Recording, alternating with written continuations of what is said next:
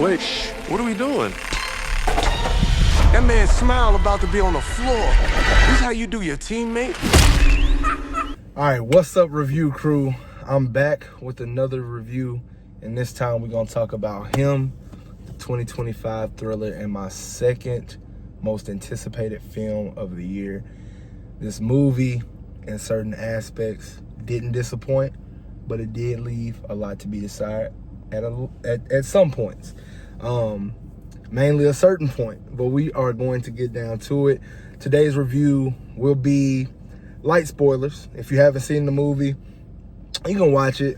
You can still watch this. I'll probably just stick with part one. I wouldn't watch part two. And if you're watching it on YouTube, I'll let you know when the spoilers are coming. That way you know, like, all right, let's cut this off.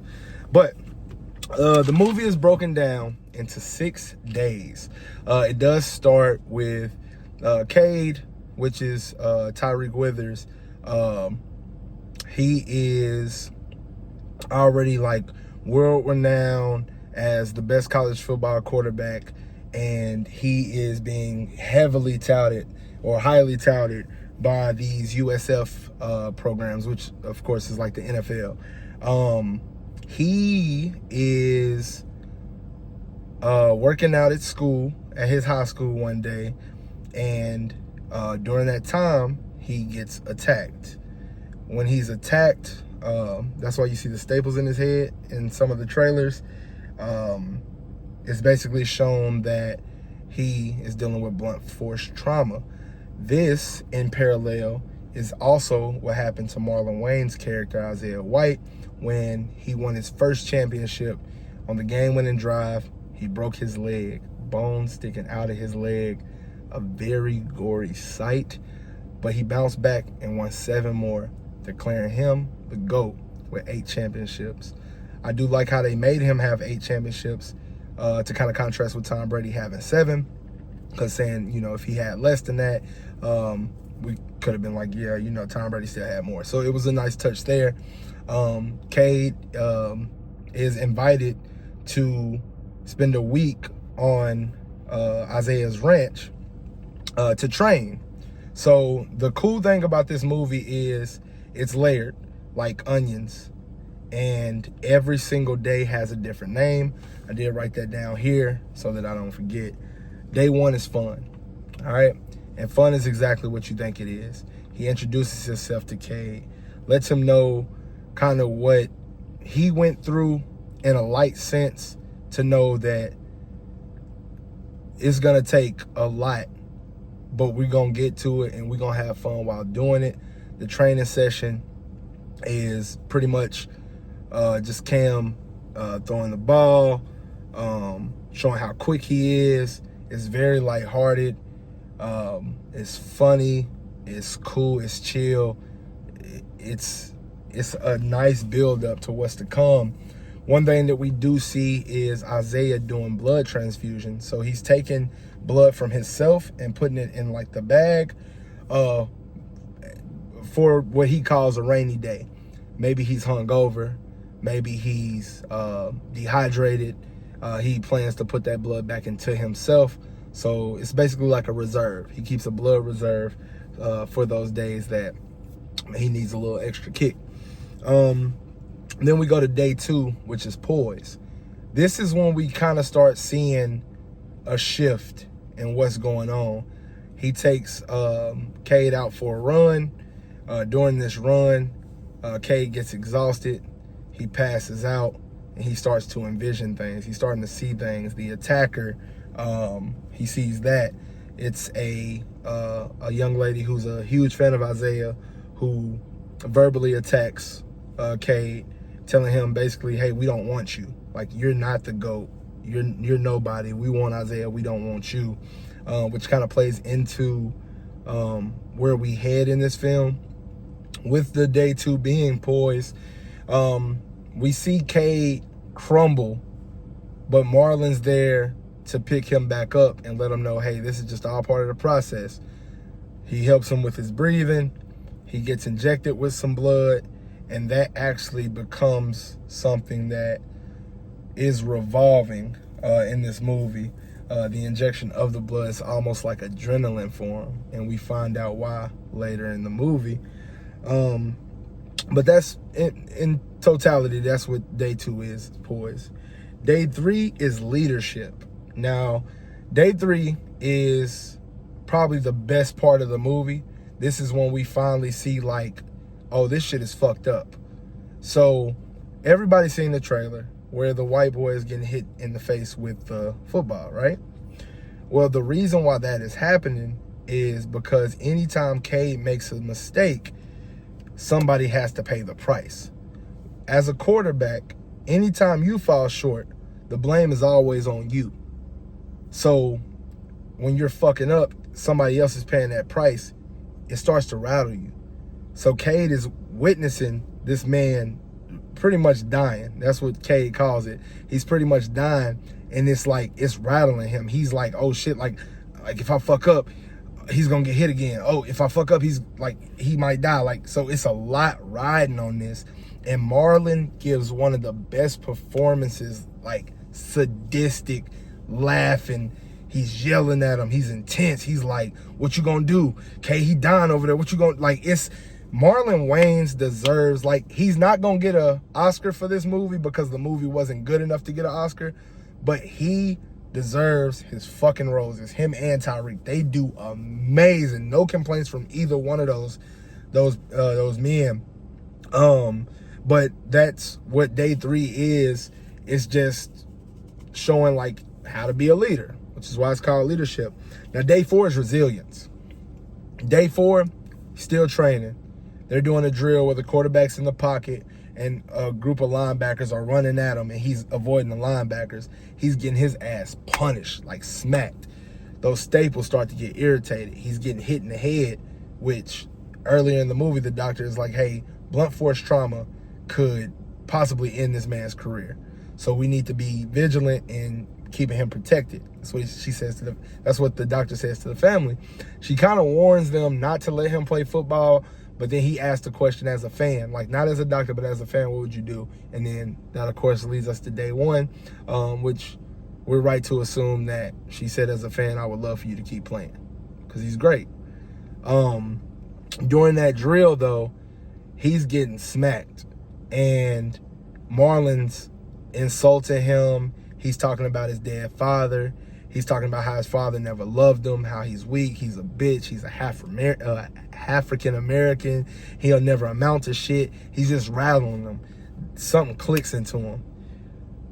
When that click happens, dude's running and he, boom, smacks him. It's also another part we seen in the trailer.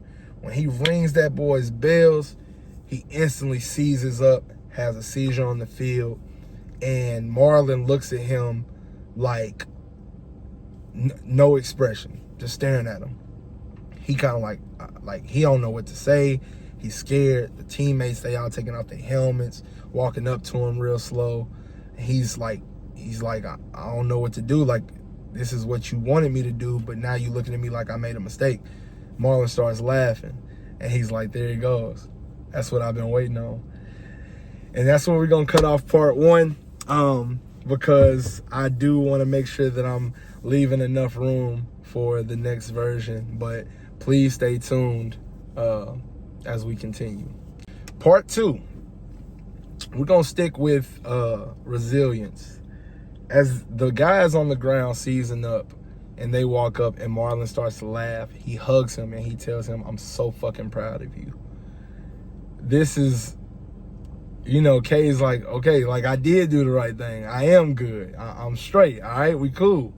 And they start to do a chant. The team that Isaiah plays for is the San Antonio Saviors, and they're doing the Savior chant while this dude is on the ground. They all just like huddled around him, like getting hyped, turning up or whatever. And that's where it ends day 4. Then we got day 5, which is called Vision. Now, Vision is where Cade is introduced to what this decision can lead him to. We get a couple of foreshadows here where the trainer, like the athletic trainer, he tells Cade, when two men are in a coliseum, only one can leave. Get some foreshadowing there. I won't talk about what that means yet. And Cade makes a phone call to his family because it's his mom's birthday. He's telling them, like, you know, it's a little weird. I don't know what's going on. I'm scared. And that's when the trainer comes in and sees him. And that's when the trainer tells him what's going on. And, you know, he gives him this medicine. And he takes the medicine and just kind of like freaks out a little bit.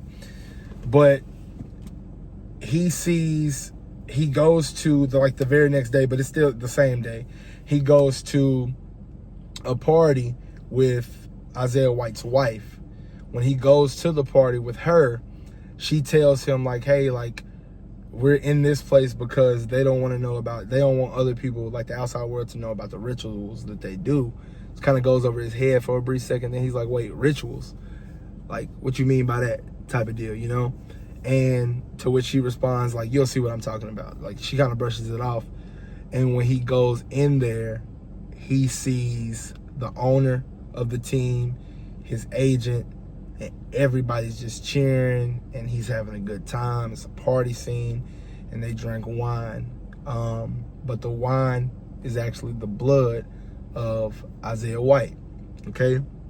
So when this happens, he instantly loses it, phases out of consciousness, in and out, and we see a montage of the wife stabbing him and him throwing up blood, and it gets really gory as everybody is continuing to party. That leads us to day 6. Day 6 is titled Sacrifice. So when Cade wakes up, he's on a bed of ice. We've also seen this in the trailer. He's on a bed of ice. He's getting scanned. He's got IVs in his arm that's pumping the blood of Isaiah White into his body. He rips it out, and he's fucked up. He's crawling to try to get to where he's going. He decides to inject himself with even more blood. This blood boosts him up. It gives him the adrenaline that he needs. And he's walking through the house, and he's finally ready to end this shit. As he's walking through the house, he sees Isaiah laying on the couch, just chilling, like nothing's going on. When he sees him, he walks in to confront him, but he tries to kill him. This leads to the two men in the Coliseum.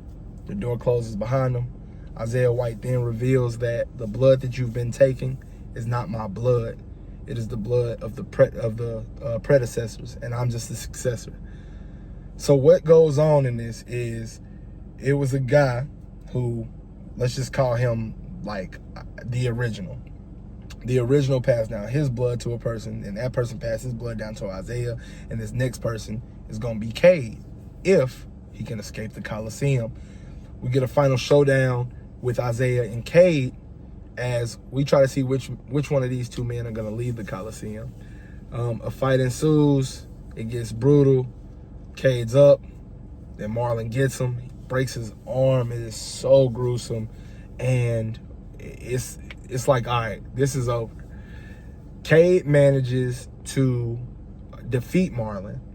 And once he does, he goes out into the tunnel. And he, like, before he even goes out in the tunnel, like, the way that he smashes Marlon's head with the helmet is like, it gave me chills, and it gives me chills thinking about it right now, because it's a really good scene. And he goes outside. When he goes outside, there's like the pentagram or whatever you call it in the middle of it, and like the owners, his wife, the agents, the fans, and they're basically, the cheerleaders, basically telling him he got to sign the contract. Once he signs the contract, the deed is done. He is now the GOAT, and they're gonna basically, like, they're gonna take him to the top. This takes us back to a part where Marlon told Cade in the sauna, I don't want you to make the same decision I made. I want you to be better than me, and I want you to pave your own path to greatness. This is where Cade can make the decision to do what Marlon did, which is sign the contract, or pave his own way. But how does he pave his own way? He takes the weapon that's left there for him, and he kills everybody. One by one, he fucks everybody up. And the last person left, well, two of the last people are the owner, which he kills, chops off his head in a very, very justified scene. And it's his agent. His agent, once he decides not to kill him, the devil basically is like, you don't see this thing, it pulls him into the pentagram, and he explodes as Cade walks out, and it's pretty much the end of the movie right there. So I give him a 6.5 out of 10. I will say the first act was good, the second act was amazing, and then the third act was horrible. Now, you should still see this movie, because even though you heard what happens, it's so different when you see it visually, and it's a lot of things that I left out in this review purposely because of the parallels between Cade and Jesus. It has a lot of religious undertones that I think people would appreciate and you'll catch on to. A big takeaway that I have about the movie is this quote that says, "If you were starving to death in a prison, would you choose food or freedom?" Marlon says that and says, you really don't have a choice.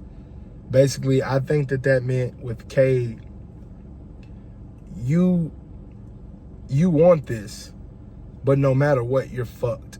So what are you going to do to be unfucked? Because honestly, you don't have a choice. And I think Cade made the right decision.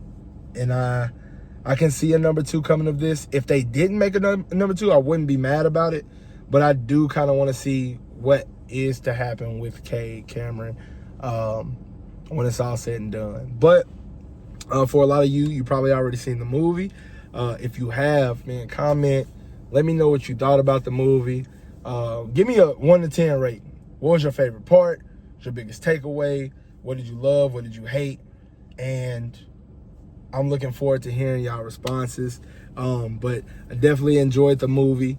A 6.5 for me is like it's a good movie. It's a good movie. I wouldn't call it very good. I wouldn't call it great. I wouldn't call it like, amazing or anything like that. But it was a good movie. I won't watch it again in theaters, but I would watch it again when it comes to streaming. But yeah, like always, we're gonna leave this one in the review, and I will holler at y'all later.